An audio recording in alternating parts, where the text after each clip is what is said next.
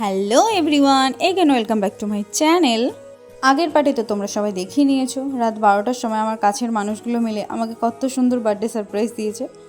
তো তারপর দিন সকালে আমি ওর সাথে বেরিয়ে গেছিলাম মায়ের কাছে, মানে মা কালীর কাছে পুজো দেওয়ার উদ্দেশ্যে।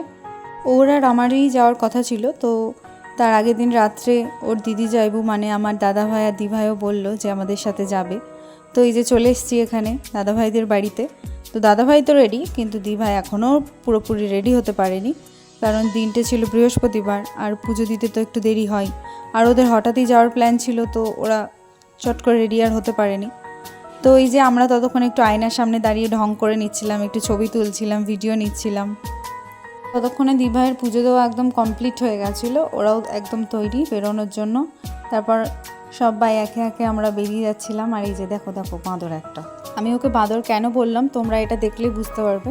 এখানে ওই পার্কিংয়ের জায়গাটার ওখানটাতে একটা হনুমান বসেছিল, আর ও সেটাকে হট করে আচমকা ওর পা ধরে টেনে দিয়ে চলে এসছে।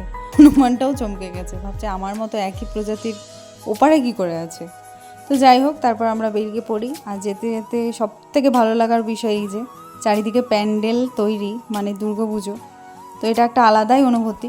তারপর মিষ্টির দোকানে দাঁড়িয়ে পছন্দের কিছু মিষ্টি নিয়ে নিই মায়ের জন্য। তো এখন আমরা মন্দিরের একদম কাছে চলে এসেছি। প্রথমেই তোমাদেরকে জানিয়ে রেখি, আমরা সেদিন গেছিলাম বিষ্ণুপুর মা কালীর মন্দিরে। তো আমি আর ওয়েট করতে পারছিলাম না, মনে হচ্ছে কতক্ষণে যাব, গিয়ে মায়ের মুখটা দেখব। আর সত্যি বলতে এই মা কালী আর প্রভু শ্রী রামচন্দ্রকে আমি প্রচুর মন থেকে মানি। আমি যখনই যে কারণেই তাদের ডেকেছি, তারা কখনোই আমাকে খালি হাতে ফেরাননি। তো এই দুটো ভগবানকে যেন আমি মন থেকে একটা আলাদাই তাদের সাথে কানেক্ট করতে পারি। জানি সবাই সমান, সবাই একজনই। তো এই দুজনের সামনে গিয়ে বসলে যেন আলাদাই মনে একটা শান্তি চলে আসে, যেটা হয়তো আমি বলে বোঝাতে পারবো না। আর এই বিষ্ণুপুরের মা তো অনেক জাগ্রত, সেটা তো সকলেই আশা করি জানো। শুভ দিনটা ভাবলাম মায়ের মুখ দর্শন করেই শুরু করি। তারপর আমাদের পুজোও কমপ্লিট হয়ে গেছিলো। আর এখানে আমি মায়ের চরণধুলি নিচ্ছিলাম, আর মাকে মনে মনে বলছিলাম যে মা, আজ আমার তোমার থেকে আর কিচ্ছু চাই না। তুমি আমাকে যা দিয়েছো অনেক দিয়েছো, আর যতটুকুই দিয়েছো সেইটুকুকে যেন আমি অনেক ভালোবাসায় যত্নে আগলে রাখতে পারি। তারপর ফেরার সময় মন্দিরের ঘণ্টাটা আরেকবার বাজিয়ে যেখানে পাঠা বলি হয় সেই স্থানে ধূপ দেখিয়ে প্রণাম করে বেরিয়ে পড়লাম বাড়ির উদ্দেশ্যে। আর বাইরে প্রচুর প্রচুর রোদ ছিল, গরম ছিল, আর পারছিলাম না।